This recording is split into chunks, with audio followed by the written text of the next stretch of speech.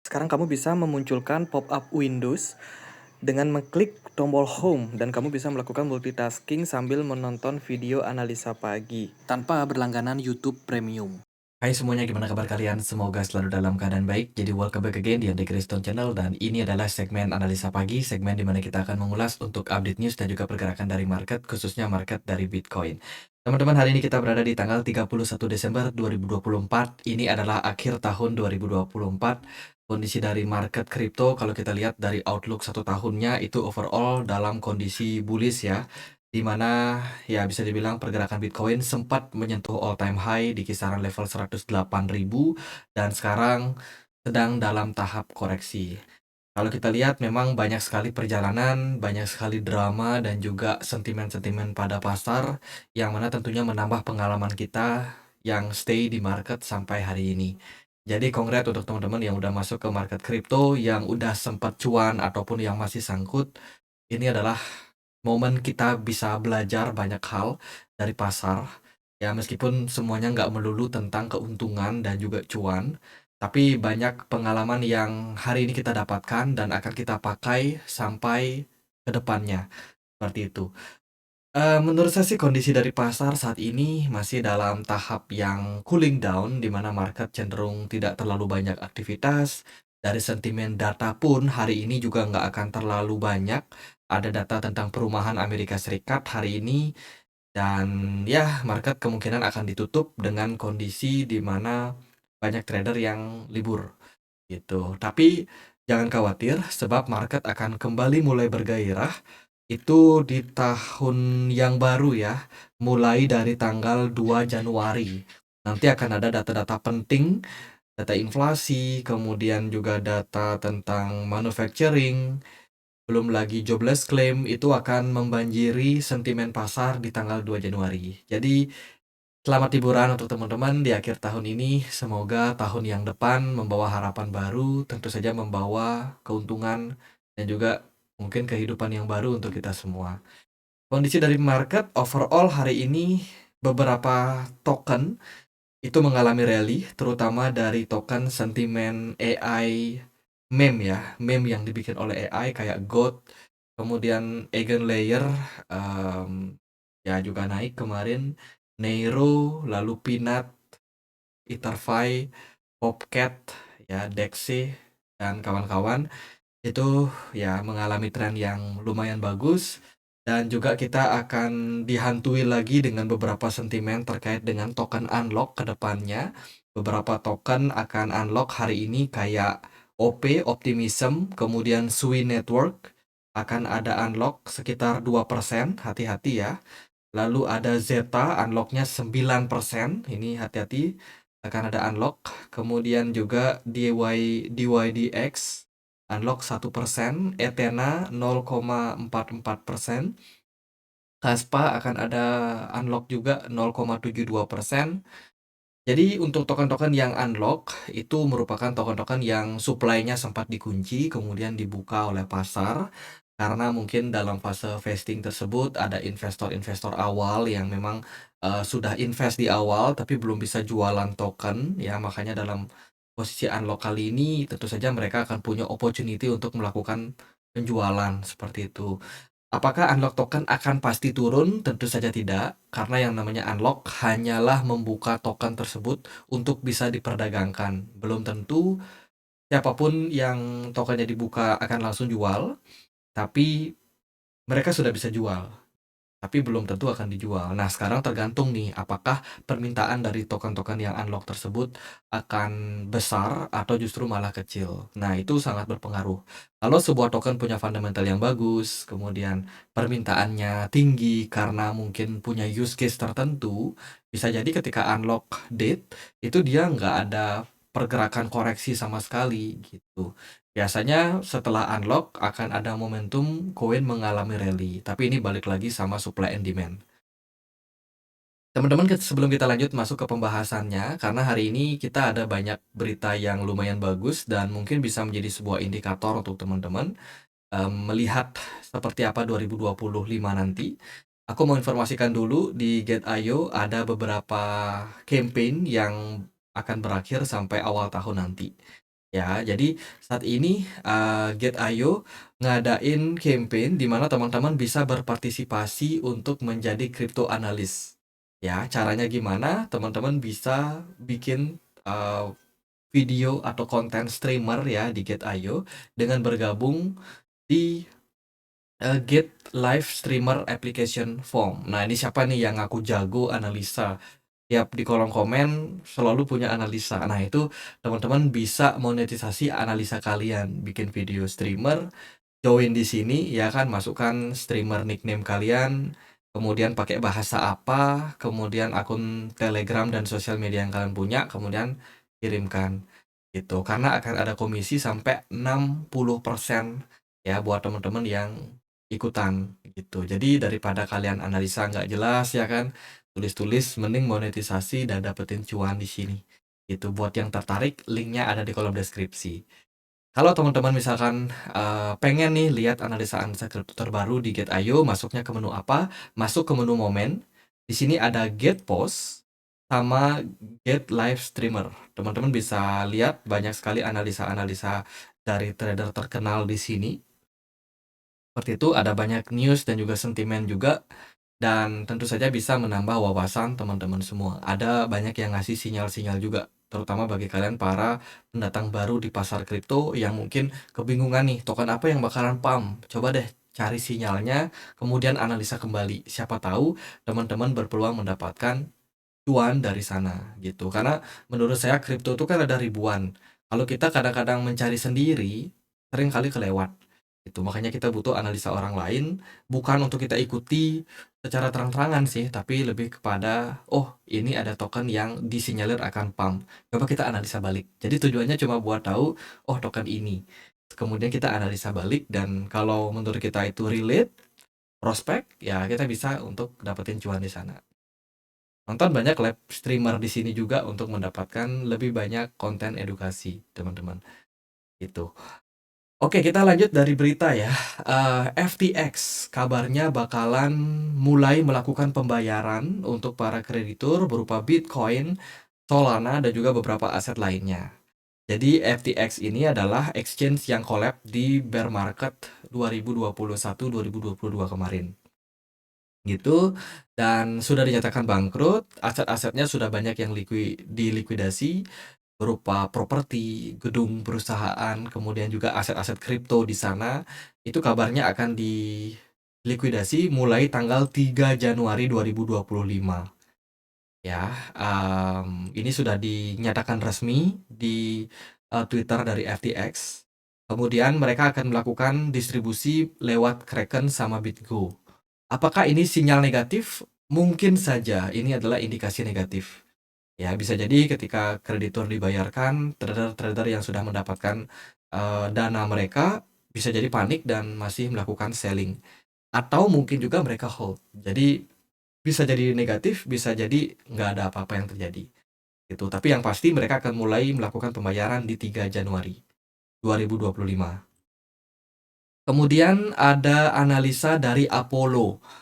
Apollo ini adalah salah satu perusahaan pengelola aset kelas dunia asal Amerika Serikat. Apollo Global Management merilis beberapa prediksi terkait dengan 2025 nanti. Yang pertama adalah dia melihat Donald Trump yang maju ke depan akan memberikan impact pada pertumbuhan ekonomi yang positif pada Amerika Serikat.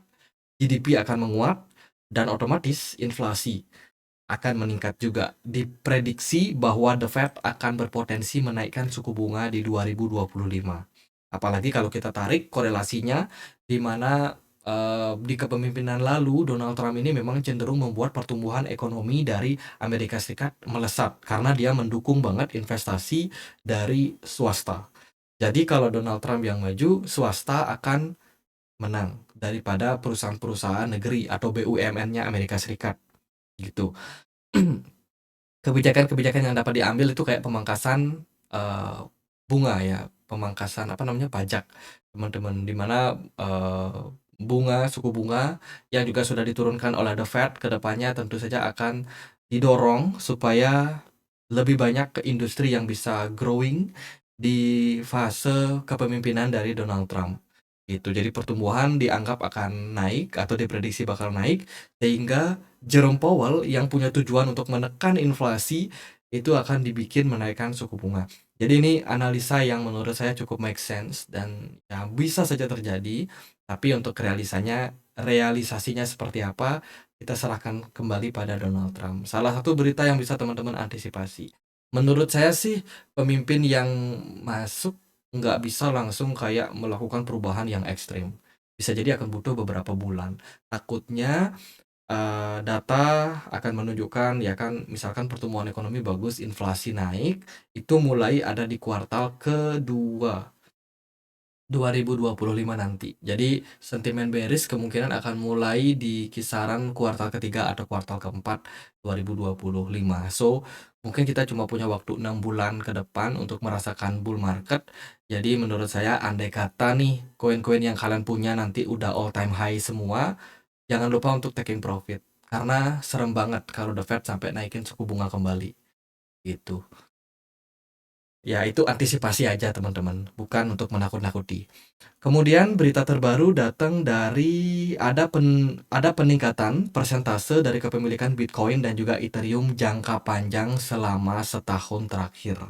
Ya, Ethereum mengalami lonjakan adopsi atau holder sampai 75%, sementara Bitcoin mengalami kenaikan 62%. Ini berarti adalah adopsi dari Ethereum makin lama makin bagus di tahun ini.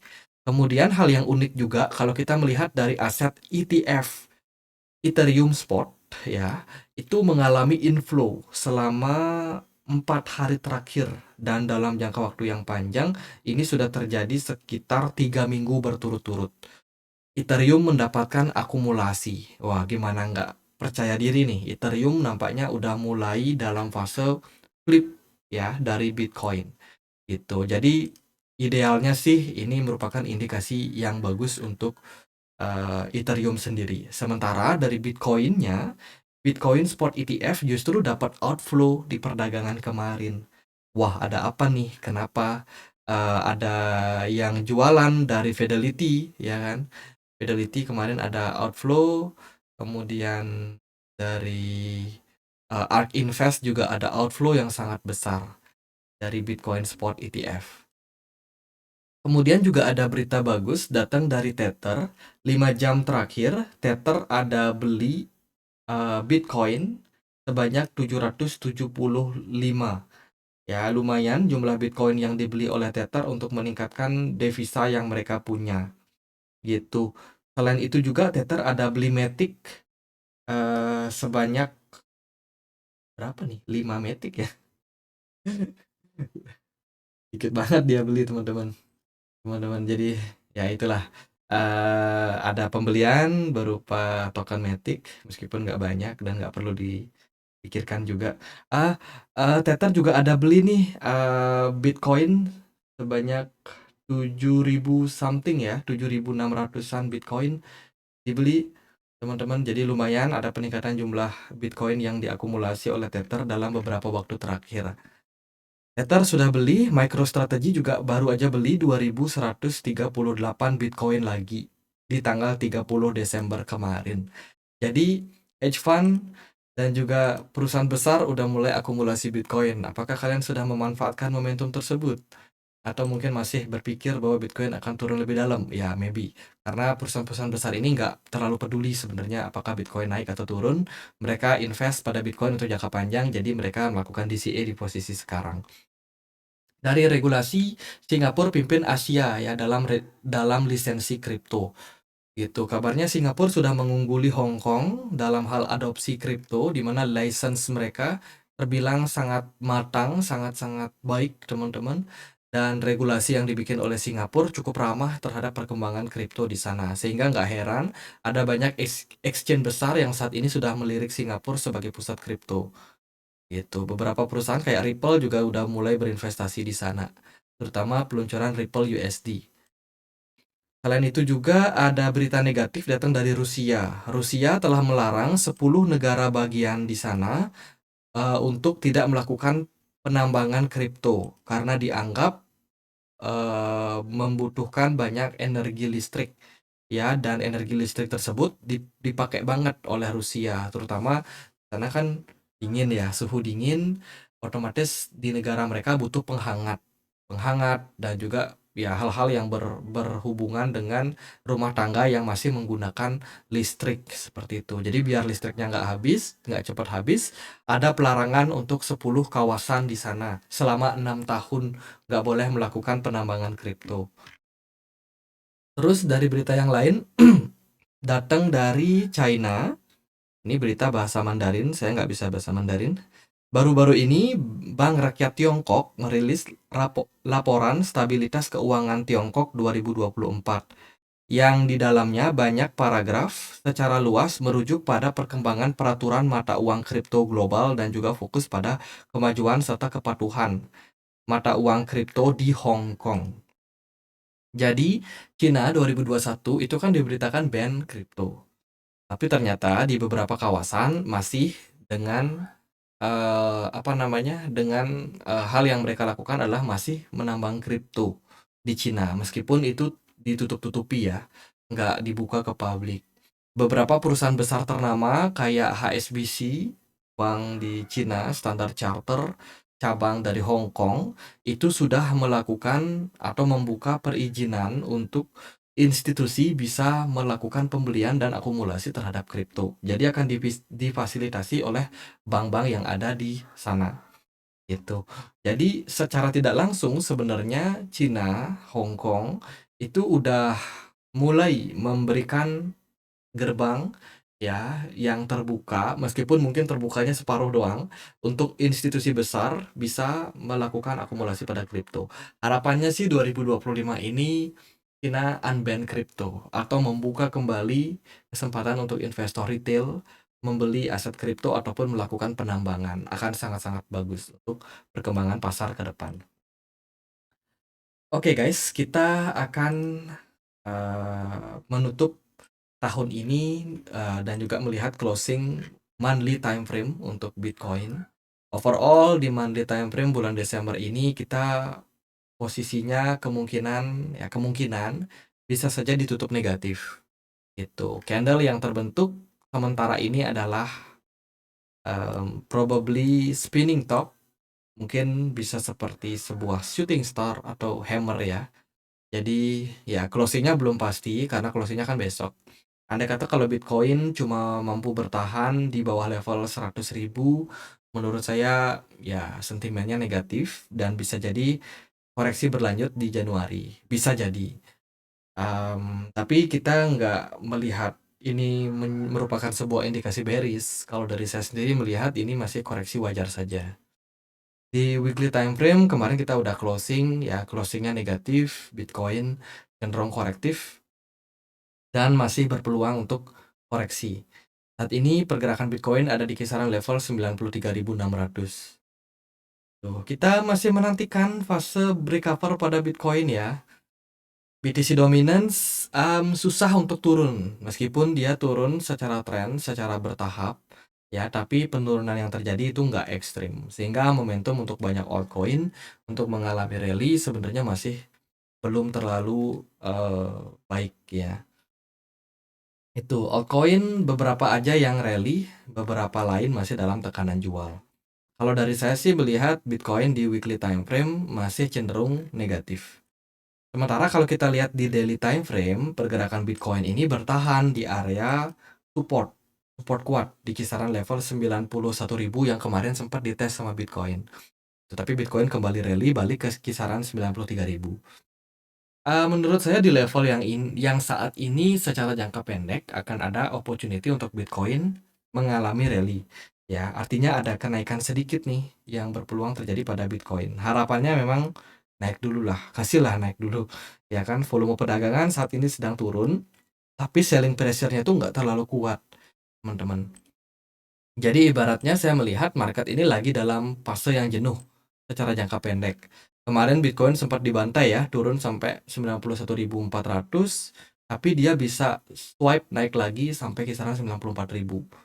Dan ya pergerakan kemarin ini mengindikasikan ada semacam liquidity swipe yang dilakukan atau short squeeze ya, dihajar dulu yang pasang short. Tuh, dipompa marketnya naik, and then ya sebenarnya tekanan beli nggak terlalu kuat juga, tapi tekanan jual pun juga sebenarnya nggak terlalu kuat. Jadi di fase seperti ini saya melihat bahwa ada peluang untuk Bitcoin mengalami kenaikan jangka pendek. Meskipun saya belum terlalu yakin pada pergerakan Bitcoin di jangka menengah akan kembali rally. Gitu. Sentimen sih itu ya dari FTX, mereka akan melakukan penjualan, melakukan distribusi, hati-hati. Kemudian juga ada resiko nih Donald Trump nanti naik, ya kan? Bisa aja tekanan jual terjadi karena The Fed berpotensi menaikkan suku bunga. Kemudian pelantikan Donald Trump itu akan dinantikan nanti di tanggal 19 Januari. Jadi sentimen-sentimen tersebut bisa aja drive market untuk rally dulu jangka pendek. Gitu. Jadi saya rasa ya pergerakan Bitcoin masih sideways, masih flat, belum kemana-mana. Happy liburan aja untuk teman-teman. Saya sendiri jujur nggak terlalu banyak trading di posisi seperti ini. Saya lebih kayak apa ya, stay ya liburan aja sih teman-teman, nggak terlalu banyak lihat market. Karena takutnya kalau teman-teman ada punya aset nih, misalkan lihat-lihat market, kok kayaknya mau bearish, ujung-ujungnya cut loss. Kalau teman-teman mungkin punya dana cash banyak, lihat market, wah kok ini rasanya gatel nih pengen beli. Ya, itu jadi lebih kayak pengen melihat seperti apa ke depan respon dari market di Januari nanti. Januari akan lebih bergejolak dari akhir tahun ini. Gitu. Jadi itu aja buat saya untuk market ya. Teman-teman, kita punya komunitas diskusi di Telegram. Jadi buat kalian yang punya Telegram yang mau dapat informasi-informasi terupdate bisa join ya. Gitu di komunitas Telegram kita. Di sini banyak teman-teman yang sharing dan juga berbagi. Jadi bagi teman-teman yang mungkin mau join, linknya ada di kolom deskripsi video ini. Ya, akhir kata saya Andri, makasih. Selamat akhir tahun. Selamat awal tahun.